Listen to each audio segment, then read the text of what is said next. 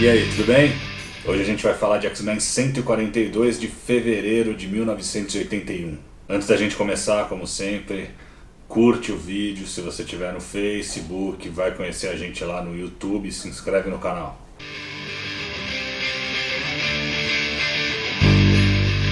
Melhor edição brasileira com X-Men 142. X-Men Dias de um Futuro Esquecido da Panini. Aqui nessa revista a história se chama Mente Fora do Tempo, roteiro, argumento e desenhos por Chris Claremont e John Byrne, arte final por Terry Austin. O nome da revista passa a ser oficialmente The Uncanny X-Men, ou Os Fabulosos X-Men aqui no Brasil, nessa edição. A palavra Uncanny já vinha sendo usada na capa bem antes, desde a edição 114, mas só nessa, a 142, o nome oficial da revista para a Marvel passou a ser The Uncanny X-Men. A capa dessa edição não foi desenhada por John Byrne, e sim por Terry Austin sozinho. O Byrne tinha desenhado essa capa aqui para essa edição, X-Men 142, mas o Jim Shooter disse que ele não queria capas com uma mão gigante em primeiro plano. Segundo o Byrne, o Shooter disse que os leitores não entenderiam que isso aí era uma mão, ou de quem seria essa mão. Alguém de vocês não entenderia que isso aqui é a mão de um sentinela? Desde que essa história foi publicada, rola um papo de que o diretor James Cameron teria se inspirado em Dias de um Futuro Esquecido para escrever o roteiro do filme O Exterminador do Futuro. Até nas sessões de cartas das revistas da Abril, esse boato era alimentado, e tem gente que acredita nisso até hoje. Porém, pelo que as evidências indicam, isso não passa de uma lenda. Na verdade, Dias de um Futuro Esquecido não é a primeira história em que alguém volta no tempo para mudar o futuro. Tem um episódio do seriado de TV Doctor Who chamado Day of the Daleks, em que guerreiros do século 22 voltam até o século 20 para matar um congressista em uma conferência de paz, porque as ações dele acarretariam uma invasão alienígena no futuro. Te faz lembrar alguma coisa? Perguntaram para o John Byrne se ele assistiu esse episódio do Doctor Who que foi ao ar em 1972. Ele disse que sim, mas que ele nem se lembrava mais dele quando escreveu Dias de um Futuro Esquecido. Mas tudo bem, James Cameron poderia ter se inspirado na história do Claremont e do Byrne mesmo assim. Só que já perguntaram várias vezes para o Cameron qual foi a inspiração dele para o Exterminador do Futuro, e sempre ele diz que foram 2 episódios do seriado The Outer Limits, que aqui no Brasil se chama A Quinta Dimensão, chamados Demon with a Glass Hand e Soldier. Ambos esses episódios são de 1964. As 2 histórias foram escritas pelo autor Harlan Ellison, que também já escreveu quadrinhos para Marvel, como a famosa saga de Jarella, do Hulk. The Demon with a Glass Hand, que em português se chama Demônio da Mão de Vidro, também é uma história de um homem enviado de volta no tempo em uma missão para garantir o futuro da humanidade.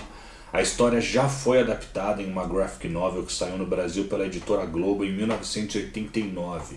O Ellison, falecido em junho deste ano, de 2018, deu declarações no passado dizendo que o Cameron havia plagiado a sua história, a Soldier, em que um guerreiro do futuro é pego em um vórtex temporal e, claro, volta no tempo. Pois é difícil saber exatamente o que cada autor usou como referência na hora de criar uma história, mas eu acho mais provável que tanto o Byrne quanto o Cameron tenham usado como inspiração, mesmo que de forma involuntária, algumas dessas histórias mais antigas que têm a mesma premissa. Em um momento que depois a gente vai ver melhor no Momento Logan, o Pyro pergunta para o Colosso se a pele dele de aço orgânico pode ser derretida. Algo parecido aconteceria de fato, anos depois, em The Uncanny X-Men 177, em 1984, pelas mãos da própria Irmandade de Mutantes. O Pyro aqueceria a pele do Colossus a uma altíssima temperatura e depois seria jogado nitrogênio líquido nele, fazendo a sua pele endurecer e trincar. O Colossus fica parecendo então uma estátua imóvel. Só foi possível salvá-lo combinando os poderes da vampira, que absorveu a sua pele metálica por um tempo, e do curandeiro, membro dos Morlocks, que curou os sérios ferimentos que o Piotr tinha sofrido. Essa história, esse arco, que vai da edição 177 a 179, foi publicada no Brasil aqui, em X-Men 2 e X-Men 3 da Abril, em 1988 e 1989. Quando ele vê pela primeira vez a Mística, o Noturno fica surpreso com o quanto eles são parecidos.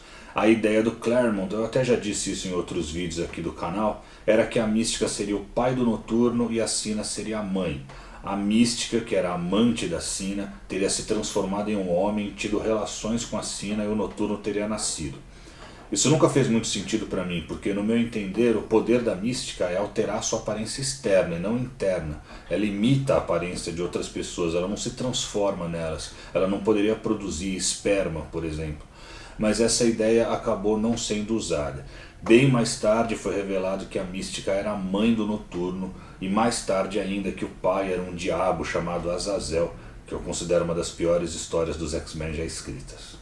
Nessa história aconteceu a situação que foi para o John Byrne a gota d'água para fazer ele decidir deixar a equipe criativa dos X-Men. Ele e o Claremont definiram como seria a história juntos. No fim, evitar a morte do Senador Kelly automaticamente faria o futuro apocalíptico deixar de existir. Segundo Byrne, isso seria um final feliz para a história e uma vitória para os X-Men.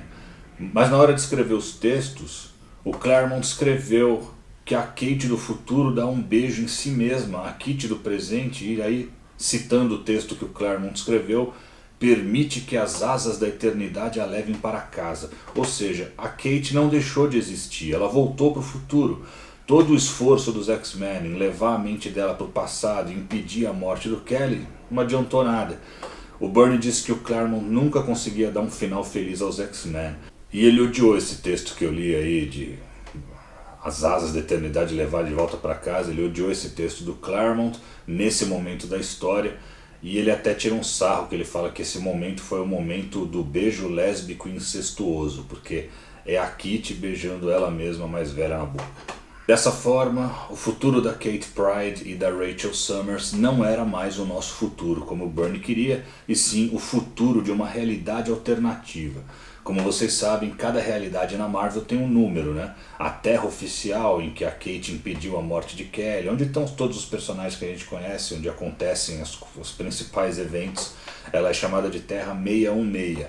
E essa do futuro alternativo da Rachel passou a ser chamada de Terra 811.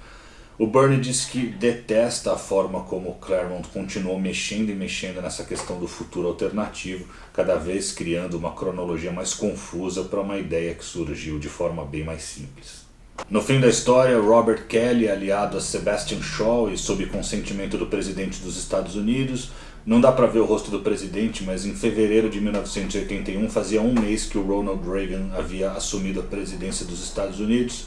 Eles autorizam Henry Peter Gyrich a construir novos sentinelas para eliminar a ameaça mutante, ou seja, de um jeito ou de outro os sentinelas estavam de volta. Essa volta dos sentinelas só seria mostrada anos depois nas primeiras histórias dos Novos Mutantes. Primeira aparição do Henry Peter Gyrich, Avengers 165 de 1977, personagem criado por Jim Shooter e George Paris. História publicada no Brasil em Heróis da TV 85 de abril em 1986.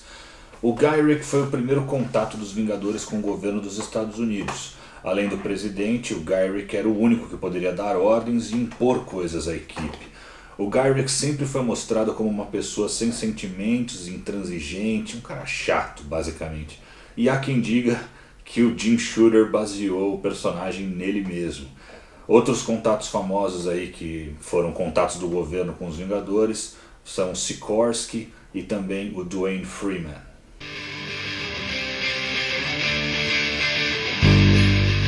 A história se passa ao mesmo tempo no presente e no futuro. No presente a gente vê os X-Men combatendo a Irmandade de Mutantes e tentando evitar o assassinato do Senador Kelly. No futuro, o Colossus, o Wolverine e a Tempestade tentam invadir o edifício Baxter, que agora era a sede dos Sentinelas, para tentar destruir a base principal dos Sentinelas, caso o plano deles de voltar no tempo e evitar o futuro apocalíptico não desse certo.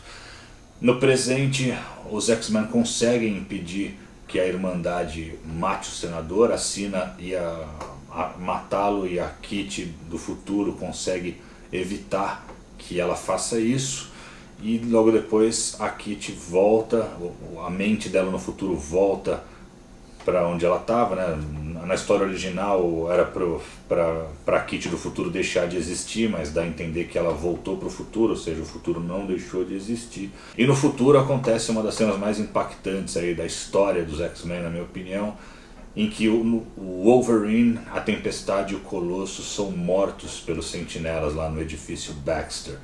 Eles tentam acabar com alguns sentinelas, mas eles são mortos de uma maneira bem chocante, assim, inesperada, né, para quem estava lendo os quadrinhos na época. A Kitty volta ao normal no presente e aí eles ficam apenas se perguntando se de alguma forma eles conseguiram evitar que esse futuro apocalíptico acontecesse.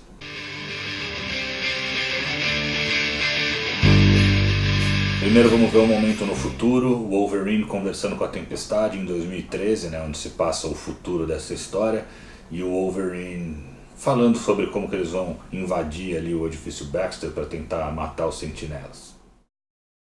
Os sentinelas estão ocupados nesta noite.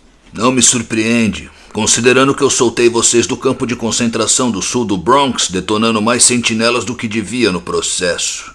Eles vão estar de tocaia esperando a gente fazer contato com o pessoal do Exército de Resistência Canadense. Mas não esperam um ataque ao principal quartel-general deles, o edifício Baxter. E agora 2 trechos da batalha dos X-Men contra a Irmandade de Mutantes no presente, em que o Wolverine acaba ficando mais violento do que devia e a Tempestade, como nova líder, tenta dar uma brecada na violência dele.